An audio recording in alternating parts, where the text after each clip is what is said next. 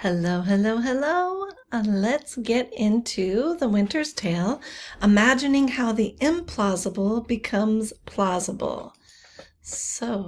Let us begin. Uh, let's talk about Simon Foreman. He was a stargazer turned playgoer. In the last year of his life, this astrologer, Simon Foreman, who lived from 1552 to 1611, recorded his impressions of the plots and lessons of 4 plays he saw at the Globe in the manuscript titled The Book of Plays and Notes Thereof per Foreman for Common Policy. 3 of the 4 plays Foreman writes about were written by Shakespeare. Macbeth on April 20th, 1611. Foreman mistakenly writes 1610. A production of Richard II by an unknown playwright on April 30th, 1611. The Winter's Tale on May 15, 1611. And Cymbeline, he doesn't give a day for that. Ultimately, Foreman descriptions are the most detailed, surviving accounts of seeing plays in this period and provide an invaluable eyewitness account of Shakespeare's plays as staged during Shakespeare's lifetime, and that were observed by a highly literate member of the audience. So it's a pretty neat. There is some controversy about this manuscript, but it was the controversy was put to rest, and it was authenticated. And then we've got at the moral. As the title of the manuscript suggests, Foreman's notes are geared toward common policy, that is, useful examples of conduct for all people. And they generally stress the practical or moral lessons that can be drawn from the dramatic actions he summarizes rather than reflecting his own literary sensibilities. For example, Foreman concludes his analysis of The Winter's Tale with a description of the character Autolycus, a peddler and rogue who skillfully tricks people out of their money. He ends with this quotation, quote, "Beware of trusting feigned beggars or fawning felons." And since at least 1930, scholars have read the last phrase as fawning fellows, but the original manuscript makes it clear that the word is felons. That's what he took away as being the moral of the entire play. And that is a part of what's in the play, but I'll be interested to hear what you think about if there are any other morals or lessons or themes or ideas or arguments to take away.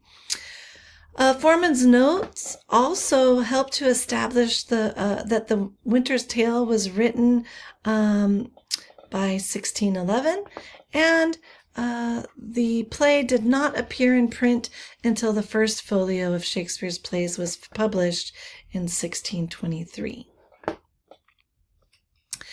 As the introduction in The Art in Shakespeare states, quote, "There are more verbal echoes from Pandosto than any other novel used by Shakespeare as a source," end quote. And so we have Robert Greene's prose, and it's a romance, Pandosto, the Triumph of Time. And here's the cover page of the novel. And even so, there are a lot of similarities. The differences between the earlier prose novella and the play are as striking as the manifold similarities. For not only did Shakespeare upgrade the style of Greene's moral tale, but also Shakespeare transformed it into a Renaissance version of a classic Greek tragedy. The original was more of a tragic than a happy ending. The queen and the son die, and the king tries to get jiggy with his daughter. And then beyond the basics, Paulina in Shakespeare's play is a true original character. And in this Shakespeare's tragic comedy, even though we're going to talk about how different critics see it and how it's sort of problematic, Shakespeare does strike a bit of a balance between the tragic comic, tragedy, and comedy, tragic comedy elements of the play.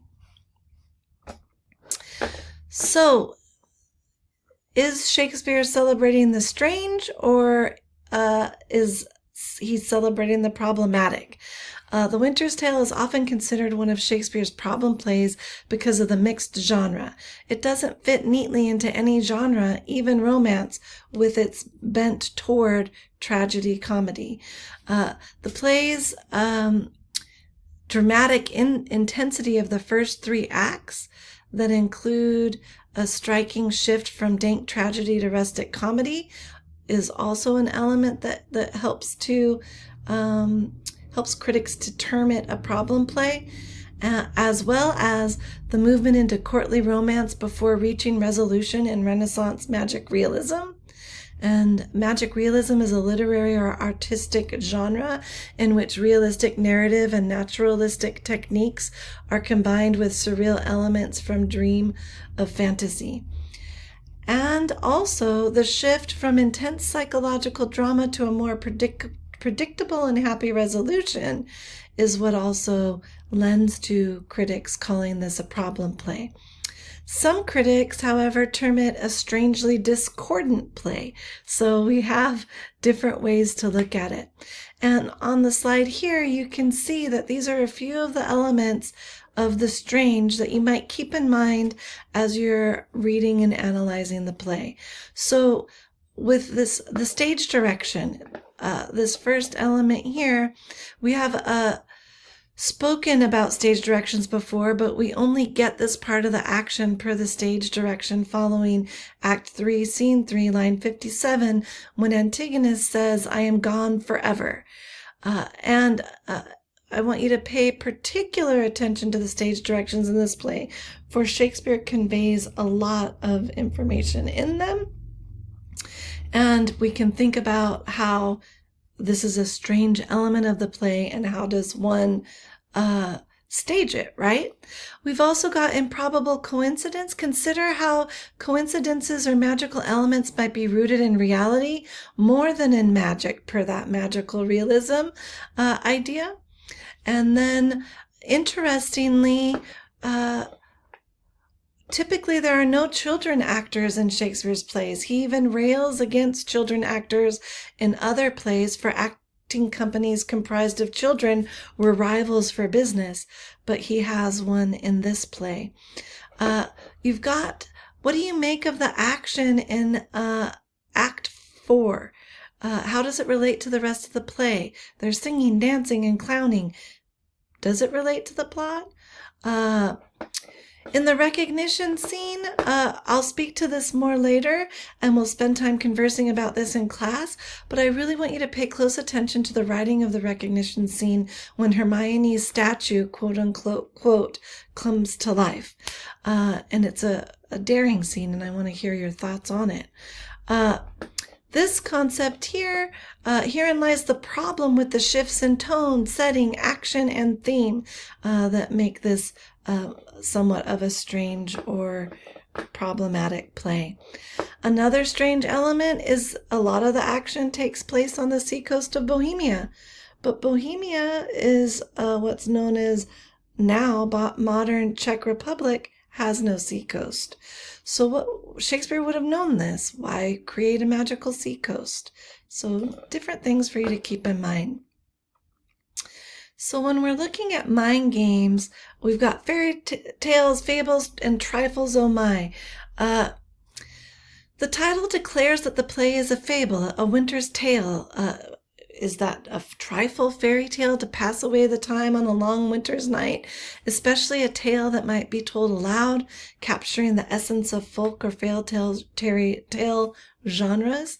In an oral storytelling, the audience plays an active role in shaping the experience by using their imagination to fill in the details that are not explicitly described. This is similar to Shakespeare's audience engaging their imagination to help with the visual depiction of a story with limited set design and daytime performances. The use of the word tale in the title also suggests a narrative that is not bound by the laws of realism, allowing for shifts between the ordinary and miraculous, as well as a blending of tragedy and comedy. A tale also invokes a sense of morality or a lesson, which in Shakespeare's play touches on themes of jealousy, redemption, and forgiveness, in addition to the challenges of the patriarchy, gender roles, family, friendship, and even sexuality. The title causes the audience to ask, what kind of winter's tale are we going to be told? In the play, we have someone who actually tells a winter's tale. I want you to think about who that person is, and why Shakespeare chose that character to tell the tale. And how might that tale relate to the tale that the audience is hearing and watching from or on the stage? Overall, the plot and action of this play signify a much deeper story that is anything but trifling and also moves beyond being moralistic to highlight the transformative power of storytelling itself.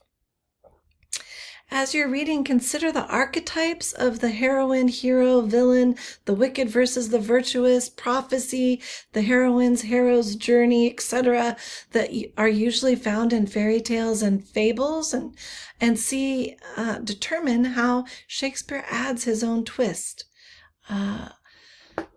As I've already mentioned, this play is filled with fantastical elements that invite the audience to suspend disbelief and engage with the story on a deeper, more imaginative level. You've also got tragic elements that are downplayed in performances. Interestingly, in many performances, the tragic elements of the play are somewhat glossed over. Seems that many think them problematic. There are challenges with staging the tragic comic elements of the play, especially with the aforementioned stage direction, exit pursued by a bear. And the emotional shifts in the play are rather stark. So how does one get from one emotional height to the next in a smooth, fluid, understandable way? Is this some of the difficulty also that the time span of the play perhaps might have on the play? The tragic comic tone of the play is punctuated in the final scenes of the joy of the reunion and the regret of betrayal, loss, and separation with these romance and comedy elements, right? Pay attention to Hermione's silence and what it might convey about the depth of her feelings at the end of the play. And depending upon how a production chooses to approach the play will, as Mario de Ganji says, quote, significantly affect an audience's experience of the delicate balance between harmony and dissonance, redemption and suffering that usually concludes a Shakespearean romance, end quotation. Restoration of the dead without the heir to the throne. I'm going to talk about this a little bit later, but there's what's happening here. Why, if so many people who were thought dead are brought back to life or restored, why is one character not brought back to life, especially when it's the original heir to the throne? We've got the deep dive into human psychology. The first half of the play focuses on one of Shakespeare's most brilliant and deeply felt studies of human psychology, especially through his depiction of Leontis's jealousy. And then we have ideas surrounding gender and sexuality that are central to the ideas of psychology of selfhood and the dynamics of social interaction in the play. Critics see this play as being uncompromising in its intensity and realism. I'm interested in learning whether or not you agree with that perspective, as there are miraculous and or magical elements of the play as well. And are some of those elements, are they explainable? Is it as magical? Is it more realistic? We've got here we're on to powerful dramatization. As we have discussed when conversing about other plays this semester, Shakespeare explores the concept of treason and tyranny through the depiction of citizens and monarchs in his plays. Not everyone in Renaissance England was convinced of the arguments for the divinity of kings that both Queen Elizabeth and even more so King James espoused, and the wickedness of rebellion. And this play is no different. In fact, Shakespeare takes the exploration of a monarch's role and responsibilities with the role of those in court and even citizens, subjects, in holding monarchs accountable.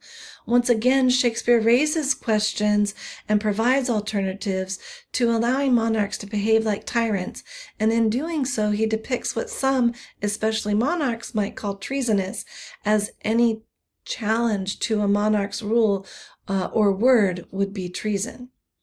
How does Shakespeare handle the concepts of tyranny and treason in this play? What do you make of the loudest voice who speaks truth to power in this play, and how that voice might challenge other status quos in society? In terms of the King Lear-esque, as is true of the romance play, there are correlations to the tragedies, and again, this play is no different. In fact, in its address of the responsibility of the monarch, The Winter's Tale is very reminiscent of Shakespeare's tragedy, King Lear.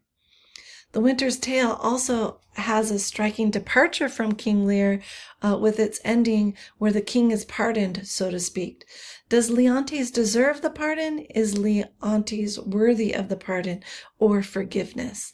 Moreover, even though the first 3 acts of the play seem more tragic than romantic, by the time we get to the end of the play, we see a dramatic switch with the fantastic or fantasy and magical or miraculous conclusion. Thus, similar to the comedy plays, we have a happy ending, but per the romance play genre, we have a partial happy ending, for Mamillius is not restored with Hermione and Perdita. Why do you think Shakespeare decided to make the death of Mamillius, Leontes' only son and heir to the throne, less of an issue dramatically than the loss of his infant daughter? Also, why do you think Shakespeare, who typically punishes poor or bad leaders in other plays, especially the tragedies, preserves and finally exonerates Leontes? Why not let Leontes atone for his crimes by dying and resolve the tragic issues through the succession of a new and innocent generation, as he does in Henry IV, Macbeth, and King Lear? As we know from earlier discussions, reconciliations are the stuff of Shakespearean comedies, so why does Shakespeare want this play to be more comedy than tragedy?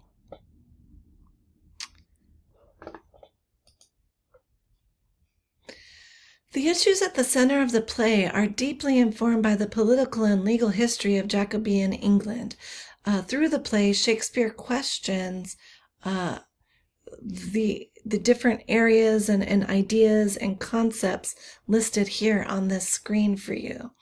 So you can think about contemporary issues of Jacobean England discussed during King James's I's reigns, about political and legal history that question the following. I'm not going to read these to you.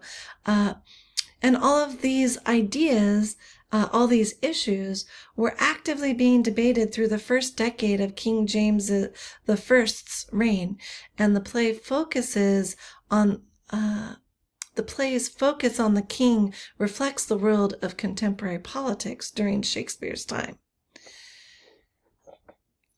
For Jacobean England, even for Elizabethan England that came before, as well as for Shakespeare, the political construction of the state and the monarch paralleled that of the family.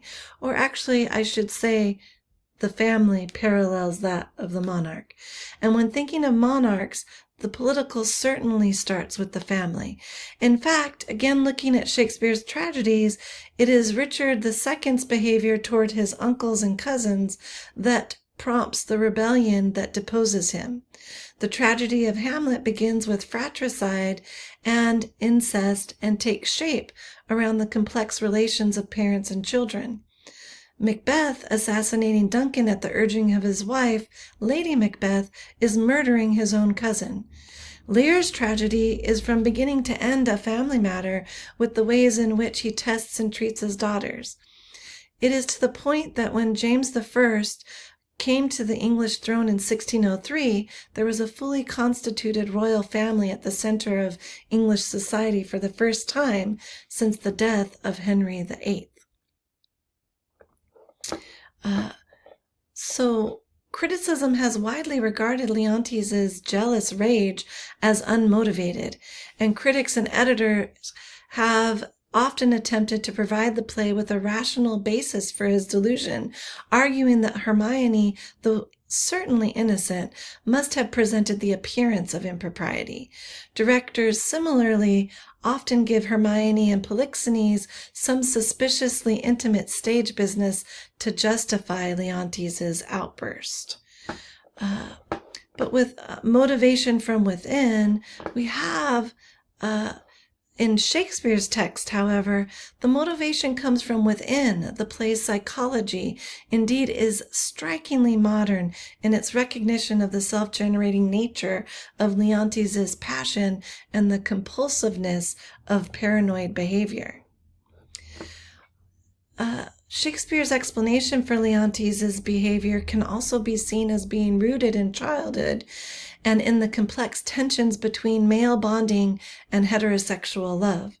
The king turns from his wife and friend to his child, and this provides the rationale for his evident dismay as expressed in Act 1, Scene 2, lines 194 to 99, when Leontes says, "Looking on the lines of my boy's face, methoughts I did recoil 23 years, and saw myself unbreeched in my green velvet coat, my dagger muzzled, lest it should bite its master, and so prove, as ornaments oft do, too dangerous." Here Leontes finds himself in the 7-year-old Mamilius, and the return to his childhood is a retreat from sexuality, from the monarchy, and from the dangers of masculinity, represented by the unmuzzled daggers, which would serve as a phallic symbol, but also strength, power. He sees himself unbreeched, which means not yet in breeches. Renaissance children of both sexes were dressed in skirts until the age of 7 or so, and the breeching of boys was the formal move out of the world of women and into manhood. In Act 1, Scene 2, lines 86 to 94, Polixenes describes his childhood with bestie Leontes as being a childhood without vice or temptation, innocence, even of original sin, with guilt coming only from heredity. So we have this parallel politics between the family and the monarchy. For a monarch, the power within the family is a microcosm of power over the kingdom, and for a male monarch ruling over a patriarchal society, the ability or inability to control the women in the family, particularly one's own wife, was reflective of not only the ability to rule the monarchy, but also the king's potency in the largest sense. So it's really fascinating to consider the political, the familial, and the overlap, and what Shakespeare might be saying through all of that. Now, we also have a lot of mythological components to the play, a lot of mythological parallels. And so you can see that we've got from the underworld in Roman myth, it's Ceres and Proserpina. In Greek myth, it's Persephone and Hades. And then you can see the recovery of a lost one from death. And then we've got the mirroring of the seasonal recovery of natural life from the death of winter. It mirrors the cyclical movement of seasons, with winter symbolizing loss, sorrow, and death, and spring symbolizing birth and rebirth, and summer heralding in joy and renewal. The seasons parallel the emotional trajectory of Shakespeare's play. We've also got the first 3 acts taking place in winter, and we see Leontes' descent into jealousy and grief that mirrors the barren wasteland of winter. And then when we get to the 4th act, we get to see the reunion and Leontes' restoration through repentance and forgiveness, and how that mirrors the rebirth and warmth of spring and summer. Shakespeare overall weaves the mythic mirroring together to create a layered narrative that explores the regenerative power of nature and the natural, along with themes of time, repentance, and the possibility of renewal. He also uses the story of the play to raise questions about the pleasures and dangers of human encounters with the natural world. And as Mario de Ganci says, quote, about our habits of transforming animals into art, using them as symbols of our dual capacity for savage destruction or natural compassion, end quote. I want you to think about our discussions about The Tempest and how this relates to that as well. And then in the romance plays, the forces of nature can seem capriciously destructive, but the suffering nature causes is often imbued with significance and prominence, and that it serves as the impetus or even teacher for the larger drama of familial reconciliation and reconstitution. How does this then play out in The Winter's Tale? And then when we get to miracle versus magical ending, Shakespeare's version of the story ends with what the great Shakespeare critic G. Wilson Knight has called, quote, the most strikingly conceived and profoundly penetrating moment in English literature, end quote. The resurrection scene in the final act when the statue of Hermione comes to life. Many look to the Pygmalion story from Ovid's The Metamorphoses, which was available in English during Shakespeare's time in Arthur Golding's translation, as the source of the reanimation of Hermione in the statue scene. I want you to keep in mind the myth of the sculptor in Pygmalion, and how that the sculptor hovers between a taboo sexuality and transformative love. Pygmalion seeks to enjoy a forbidden loved object of desire. What do you think of Paulina as being the quote-unquote sculptor and her relationship to Hermione? The myth of Pygmalion also concerns the power of value of art. The power and value of art.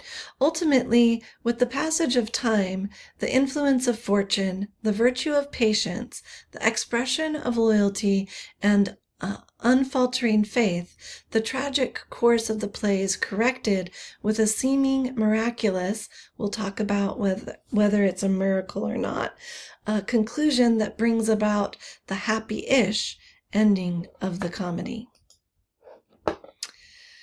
Many critics note that Shakespeare's reliance on Plutarch's lives of the noble Greeks and Romans when selecting the names of characters in this play, particularly with Leontes, Polixenes, Perdita, and Florizel, whose names appear nowhere else in Renaissance drama. The name Perdita means that which is lost, which is fitting given that Perdita is abandoned in nature and lost to her biological family for 16 years. Florizel's name is associated with flowers of springtime, aligning the prince with romance and renewal, which is exactly what Florizel's budding relationship with Perdita promises. Leontes' name is suggestive of his lion-like nature, his powerful, aggressive, angry, and wildly jealous in the first half of the play. Consider how Leontes changes and is more like a gentle house cat after he repents for his poor behavior. The Winter's Tale embodies one of Shakespeare's enduring themes in his sonnets and his plays, time. Shakespeare goes as far as depicting time as a personified character who walks on the stage in this play.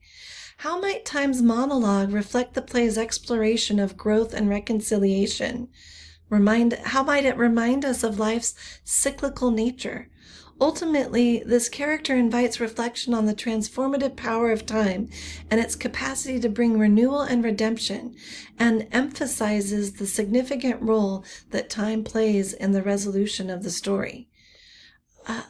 Time is central to the play's action and serves as a figure who explains the passage of time between Acts 3 and 4 and also serves as a unifier for the two halves of the play.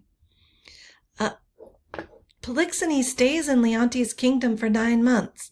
Isn't that how long pregnancy is too? Does that help lend to Leontes' bout of jealousy?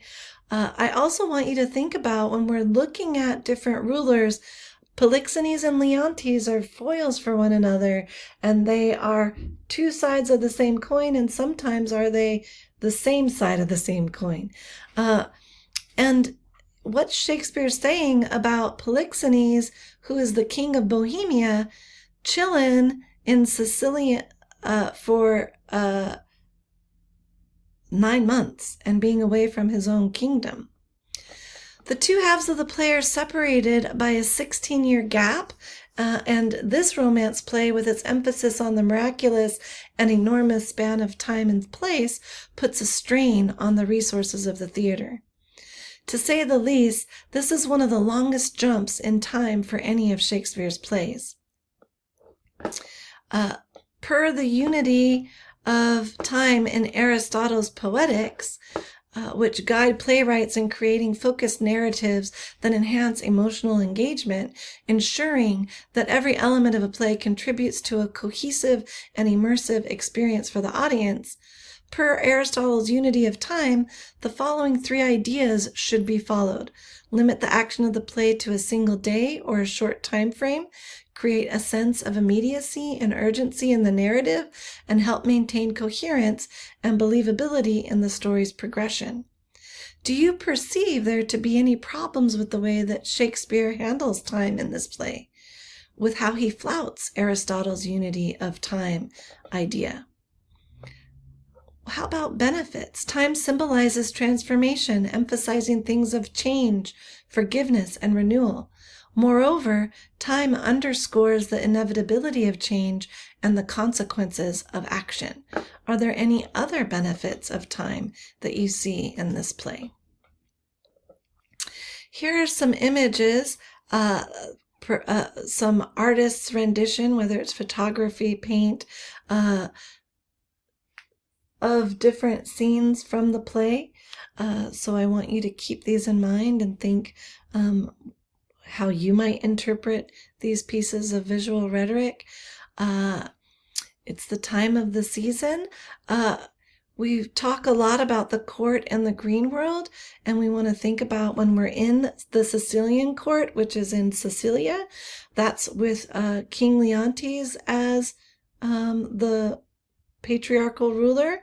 We're there in winter, and it's the court world. I want you to think about everything we've talked about all semester long, the symbolism, what can be gleaned from thinking of all of these things and what's transpiring in the Sicilian court.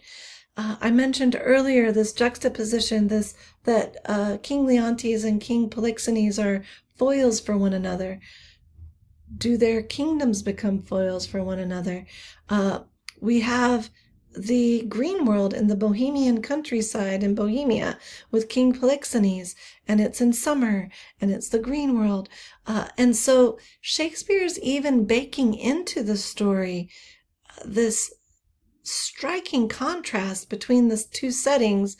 Is he also trying to create a striking contrast between the two rulers? But is he also showing us some more similarity between them than just dissimilar elements? So there's a lot of complexity with this, and I look forward to hearing more about what you think. Here's a list of various themes, and I've talked about some of them through this presentation, and we'll certainly pick up with these during our conversations together. And I'm also interested in hearing what other themes and ideas you're going to pull. But I think that the idea of taboo sexuality and transformative love, I think we have a lot of case here for female love and for male love within the LGBTQ plus community, and that we have another example of friendship and the importance of friendship, but also does it move beyond friendship, and does it become transformative in some way?